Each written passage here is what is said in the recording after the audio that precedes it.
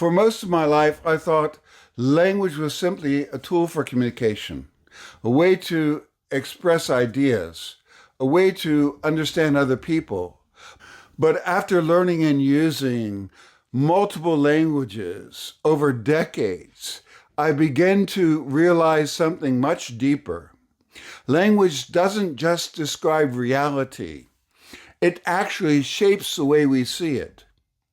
And once you experience that, once you really experience another language from the inside, you can never go back to seeing the world in quite the same way again. Most people live their entire lives within a single language. And because of that, they assume that the way they perceive the world is simply the way the world is. But what if that perception is only one interpretation? What if reality as we experience it is deeply filtered through language and culture? What we notice, what we pay attention to, and how we interpret what we experience. These are not neutral processes. They are shaped by the language we speak and the culture we live in. And this becomes very clear the moment you begin to live in another language. There are two fundamentally different ways to understand something. One is through analysis. The other is through experience. Analysis gives us structure, clarity, and precision. But experience gives us depth, intuition, and meaning. And the problem is most people confuse the two. They believe that if they can analyze something, then they fully understand it. But that's not always true. There's a very clear way to see the distinction in the German language. German has two different verbs for to know, wissen and kennen. Wissen is used for facts. For example, you might say, I know that German is a Germanic language. Or, do you know how to say that in German? In other words, wissen is about information, things that you can explain and analyze. When it comes to languages, wissen is what allows you to talk about the language. You know the grammar rules, you know vocabulary, you can know how something is said, but that still doesn't mean you truly know the language. Kennen is something very different. Kennen means knowing through experience, knowing a person, knowing a place, knowing a culture. You can study a language and you can memorize its grammar. You can analyze its structure. That's wissen. But you can only truly know a language, really know it, through experience, through speaking it, through thinking in it, through living in it. That's kennen. And that distinction changes everything because deep understanding doesn't come from analysis alone. It comes from experience. And that distinction changes everything because deep understanding doesn't come from analysis alone. It comes from experience. There's a famous thought experiment that illustrates this perfectly. Imagine a scientist named Mary. Mary has spent her entire life studying color. She knows everything there is to know about it.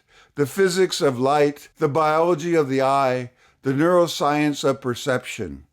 But she has never actually seen color. She has lived her entire life in a black and white environment. Now imagine that one day she steps outside of this world and sees color for the first time. In that moment, does she learn something new? Of course she does, even though she already knew everything about color in an analytical sense, because there's a difference between knowing about something and experiencing it.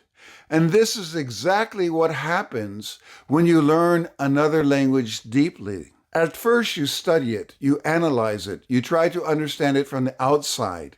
But at some point, if you go far enough, you begin to experience it from the inside. And when that happens, something shifts. You begin to notice things you never noticed before. You begin to feel meanings that cannot be easily translated. You begin to see the world through a slightly different lens.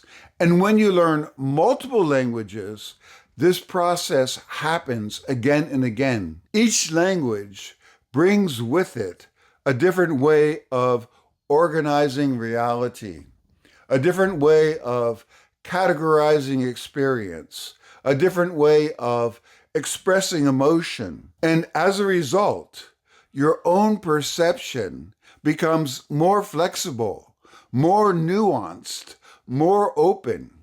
You begin to realize that what once felt obvious and natural is actually just one way of seeing things, not the only way. And that has profound implications because it means that reality, as we experience, is not fixed. It is interpreted.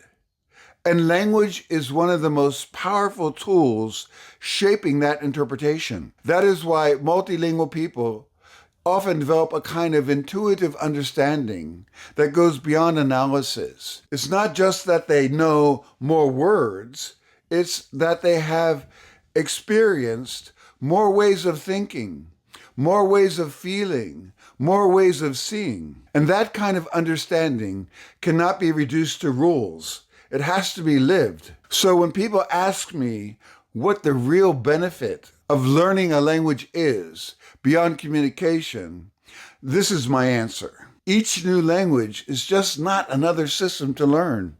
It's another perspective on reality, another way of seeing the world. And the more languages you learn, the more realities you gain access to. Because in the end, language doesn't just allow you to speak. It allows you to see. If you're passionate about languages and cultures, head over to polyglotdreams.com, where you'll find my memoir, A Life in 30 Languages.